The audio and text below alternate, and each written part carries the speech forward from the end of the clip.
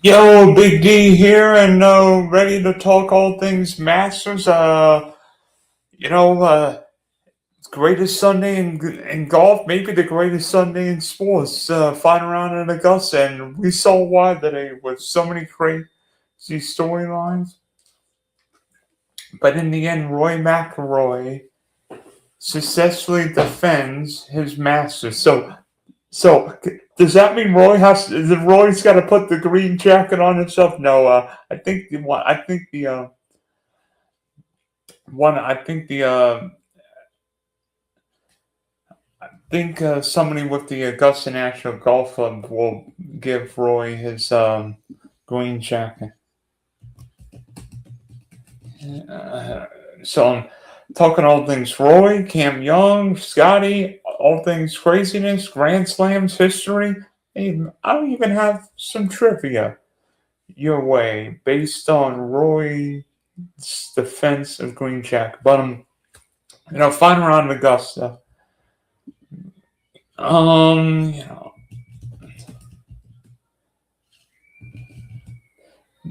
I think there's something to not just the golf course but the setting. I mean, beautiful weather all week, no rain. I think it's one of the rare Masters in recent time without any rain. But honestly, there's nothing better in golf. I mean, Pebble may bring out the beauty. St. Andrews brings the history, but Augusta brings out the tradition. Today we saw the finals of Augusta. We saw some great shots from holes for Eagle, Jordan Speed for 13. I think there was a hole out at 7. There were bad shots. Some shots made you go like, what happened? I mean, how Tom Lee made a 10, a quintuple bogey, and that was after making triple at 12. Oof. 8 over on 2 holes, not good. I think Roy was able to handle himself and make enough putts, make enough birdies, make those timely par saves, get up and in. And we saw the good, the bad, the ugly, and maybe the nervy of Roy. You know, there's a reason why only now 4 men have successfully defended Masters titles. And all 4 of those guys are legends. You know, it's one thing if you're defending the BMW Championship or Wells Fargo. Okay. But the Masters is probably the hardest event to repeat. Not only with the champions stand with all the great Masters champs, but everybody's asking you for an interview. And now everybody expects you to win because you've won Augusta. So it's like, can you do it again? You know, and Roy going, 16, 17 years before winning, still dealing with the pressure, still dealing, can he be the next Tiger Woods? Not just the Nike. 7 today, especially, was fairly easy. 8 a hole, guys have to birdie. And then Pollard, 9, 10, 11. And then birdie 12 and 13. I said before the week, 12 is going to be the most important hole. Not 13, not 15. Because you know, I think most of the guys would probably make birdie. But could you potentially steal one on 12? And Roy got the birdie. And then, birdie 13. And then, not necessarily the best, probably more nervy shots coming in. Great up and in at 16.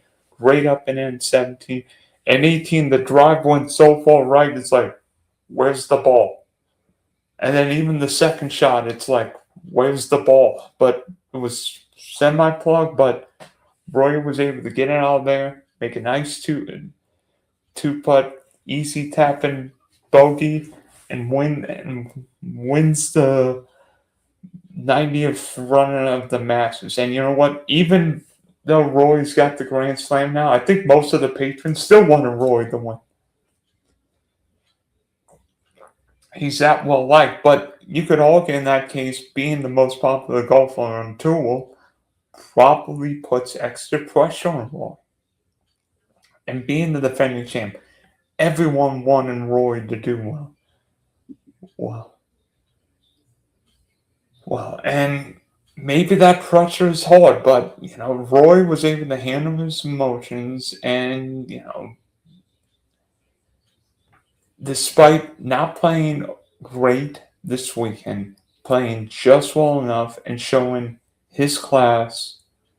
Maybe the win caught out everybody, but able to himself. And maybe Roy and Scotty could give us a few years like what Phil and Tiger did, where they went back and forth. Maybe we finally get that duel where Roy and Scotty win 5 of the next 8, 10 majors. Because I think golf needs a rivalry. I'm the trivia savant. So I'm gonna give you a flashback to Monday's Masters preview with Matt Vincenzi, where we discussed one certain matter.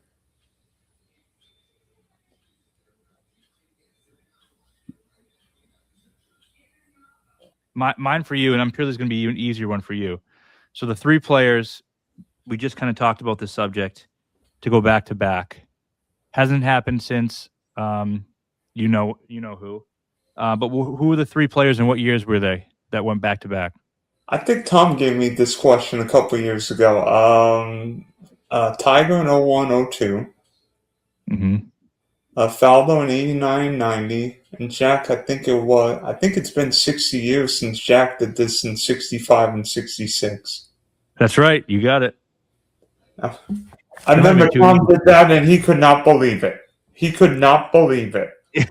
I definitely couldn't have got that, but it came up in my research this week, and I was like, "That's a good question for Dylan," because you're a historian, you know these things really well. So I figured that I thought you'd probably get it, but yeah. Yep. Anybody wants to fool me with trivia? I've got Google AI in my head with useless trivia. Yes, Rory Mcllroy is now one of 4 golfers who have successfully defended their Masters title. That being Jack Nicklaus, Nick Faldo, and some guy by the name of Tiger Woods. A really good list. More closer list. I mean, smaller list than guys who've won Grand Slam. So Roy's on 2 lists. And who's to say Roy couldn't win another Grand Slam, couldn't win another Masters or 2? He might have a few green jackets in the closet before long. So, congratulations to Rory Mcllroy for winning his 2nd straight Masters. And all the golf fans in Hollywood, not California, but Northern Ireland. And I bet you those fans are drinking a whole bunch of pints tonight.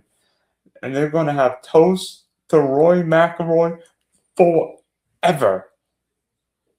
So, thanks for tuning in to Dylan's Big D's recap of Rory McIlroy winning the 2026 Masters. We will be back with more episodes. Driving the Top Productions, Spunky Spectrum Sports, Big D Podcast. You name it, we have it. This is Dylan signing off for now.